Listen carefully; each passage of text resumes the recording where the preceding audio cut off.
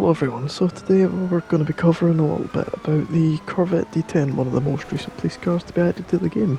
It's probably one of the newest ones as well, in terms of year it was made in real life. So it's quite a good car, as most people would guess. We'll be covering it today, showing all the modifications off for it, and also comparing it with a couple of the other more recent and some of the first police cars, just so we can get a wee feel for it. And at the end as well, we will also show some of the policing uses of it, as you can see in the clip behind. So, enough talking, let's get into the video. So here you can see the D10 Coquette on Warstock. As you can see in the descriptions there, it gives you a few bits of information, mainly if you pay attention it says dispatch work and lock-on jammer. Costs 4.2 million, however that is the trade price for it. And also if you sell this car it will sell for $0, so keep that in mind. Once you get the car it comes like this. It comes with the LSPD livery on it, a couple sporty looking tyres, and all in all looks quite nice. It's got the slick top on it as it has no light bar. It's got your usual black and white colour scheme, and as I said before, the LSPD livery that's on it comes with the white lettering on the rear. So let's move on to the modifications. So starting off, you've got armour, which is your standard armour, makes the vehicle a bit more resistant.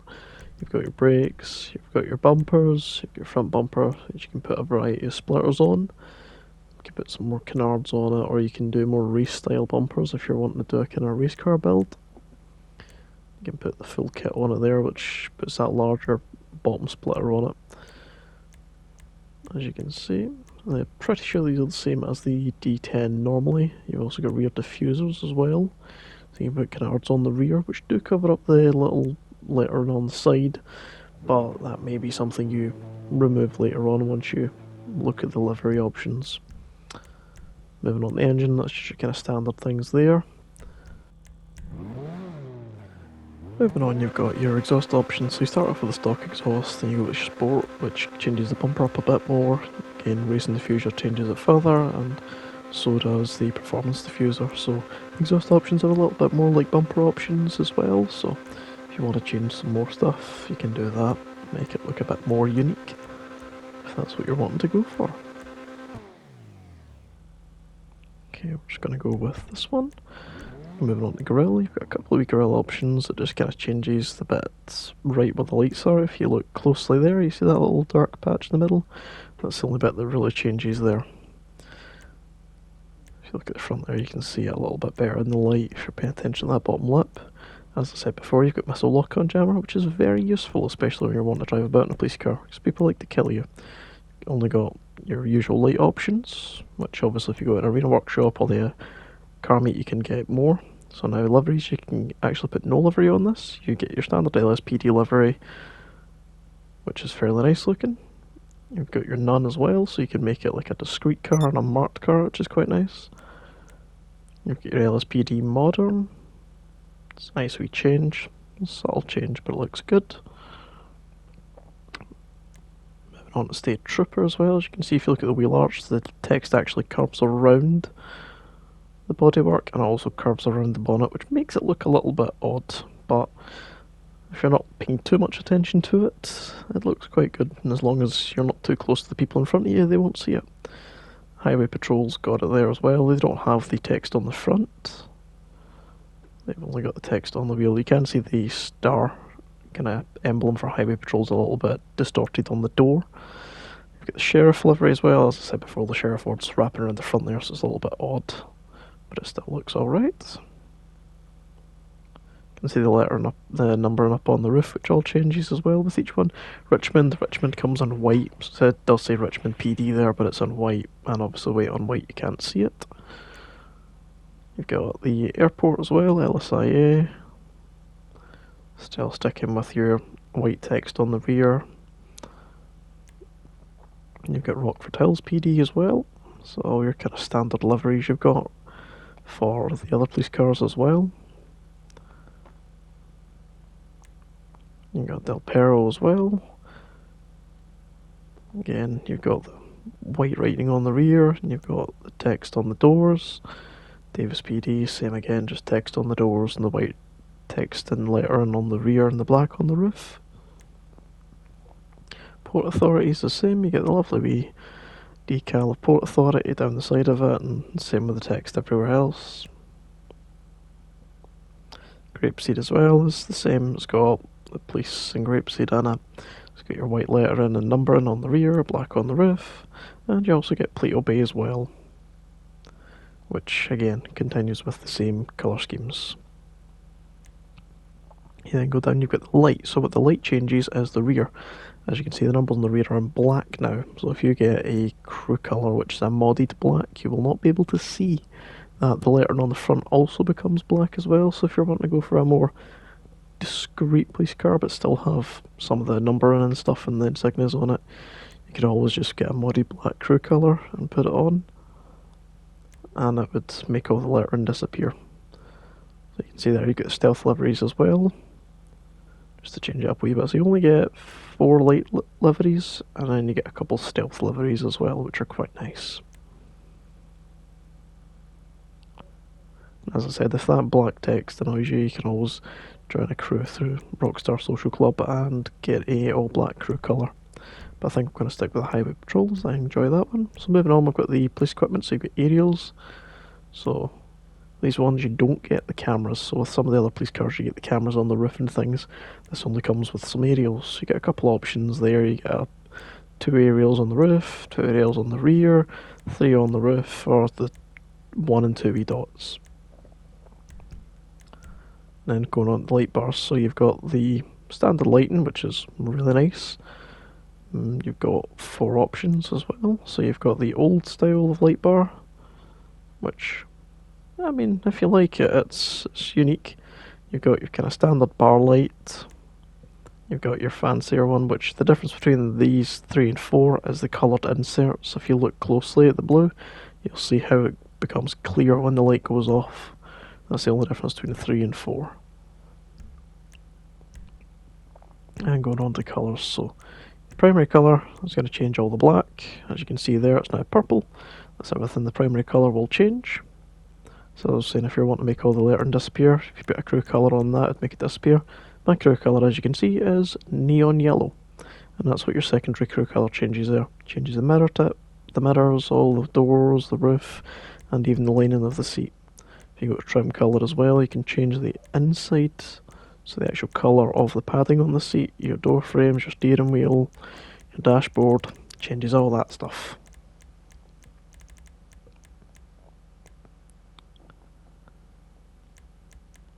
So you can make it as unique as you would like. It's also quite nice if you're going for a more undercover style, because you can make the interior of the car look interesting if you like, or just have a unique colour of police car if you're wanting to stick out a little bit. I'm just going to go with the rolled steel here. So continuing on, we've got the roof. You can put a carbon roof on it, which means you can't change the colour, it just puts the carbon kind of colour on the roof. You've also got roof scoops as well. The standard D10 does have the option to remove the roof. You can do this on this through glitches, but I don't know how you do that. You would have to get that through trading likely, unless you know somebody that knows how to do it. So you can see the roof vents there, you can see them just under their light bar. So they would technically work if they did anything, but they don't. Moving on to skirts, you've got a couple options on the side, nothing substantial, and going back on to spoilers, got quite a few options in here, which is always nice to have. You can make it very unique. You can do it up like a rather unique looking race car with all the bumpers and canards all over it, and the skirts and the big spoilers. You also get a sun strip as well, if you would like one of them. Get 3 options for that. Obviously, primary is your primary colour, secondary is your secondary, and you can get carbon, which won't change. Just going to leave it off, as I'm not too keen on how they look, and I would rather see out my window. You can also lower the suspension, same as all cars. And you've got your standard transmission options as well, and turbo, which again makes the car faster. Going on to wheel options, of course you get all your standard wheels. You can put everything on it, your chrome wheels, your usual stock wheels. You can change the colour of them. You get many to choose from. Just gotta have a look through here, find one that I think looks okay, and I'll go put it on the car. I'm gonna go for something a little bit sporty, considering the fact that this is a sports car.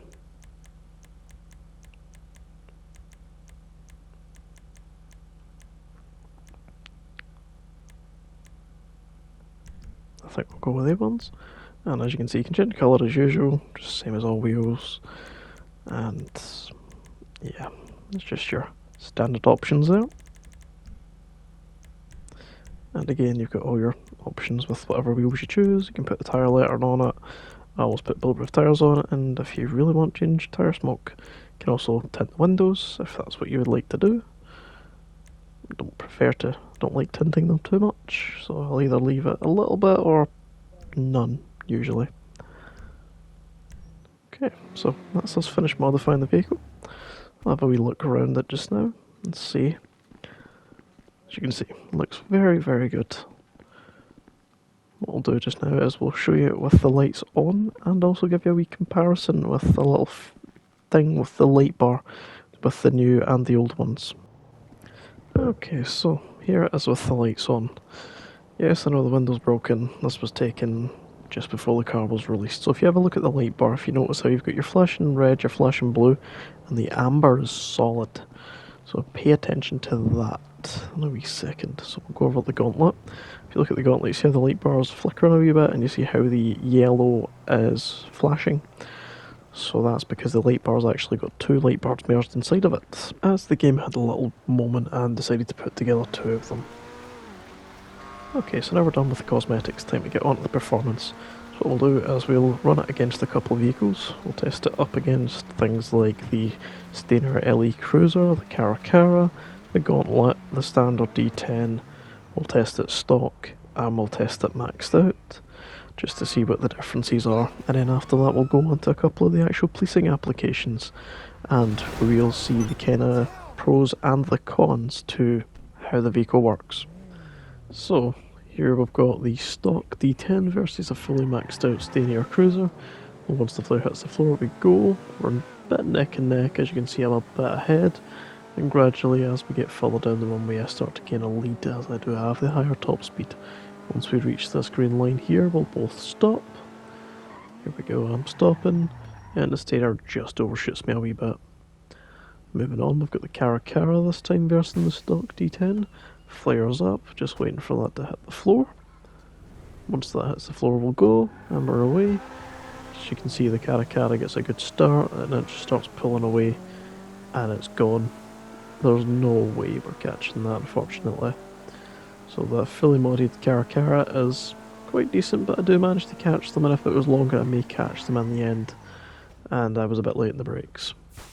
Moving on, we've got the Gauntlet now versus the D10, which is the D10 stock, and the Gauntlet's fully modded. Off the line, looks like I'm doing well, but the Gauntlet just blitzes it, and it's gone.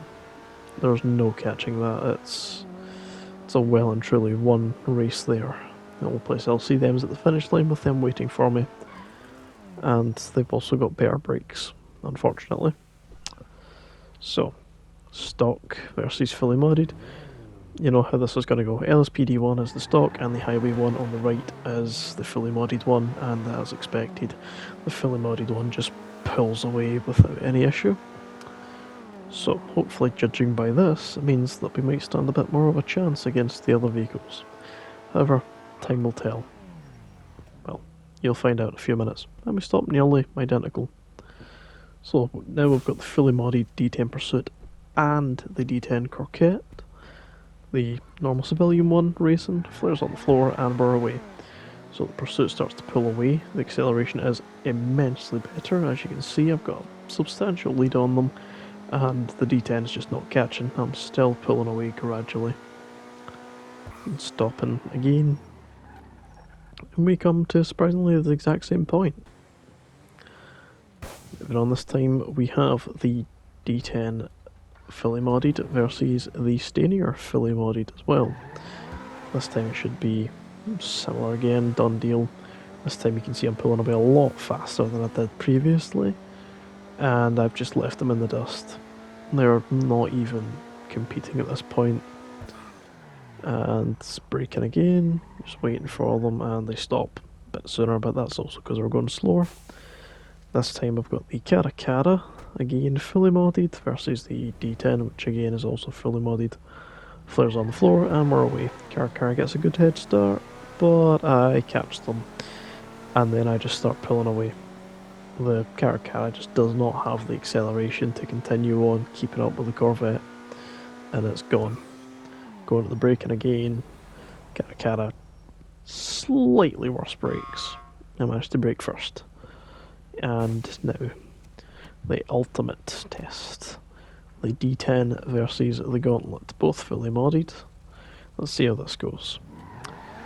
So I get a little bit of a head start, we're roughly neck and neck.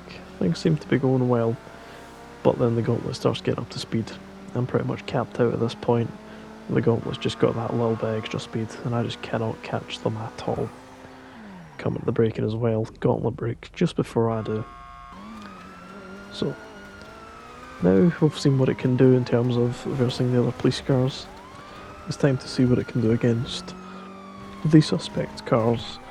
So we'll demonstrate a couple of things here. We'll demonstrate TPAC manoeuvres, which is Tactical Pursuit and Containment, which is what the British police call it. The American police call it TVI, which is Tactical Vehicle Intervention. It's basically where you use your car to physically hit the suspect's vehicle to cause it to spin, lose control, in order to bring the chase to a controlled end. So we'll go over a couple of examples, and it will also highlight some of the pros and cons of this vehicle and the applications. So here you can see him in the Vic. I'm going up to pit this car, hit the rear end, he spins out.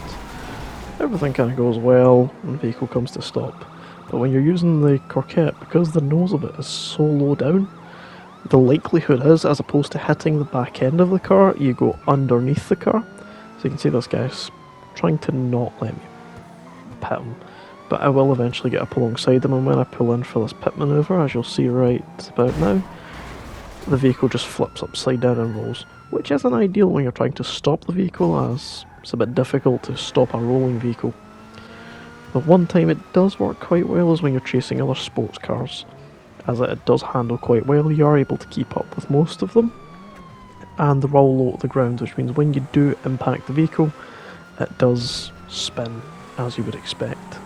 All in all, it's a very good car, but it's everybody's personal preference on what to buy. So, hope you enjoyed the video, and if you did, maybe stick around for some more.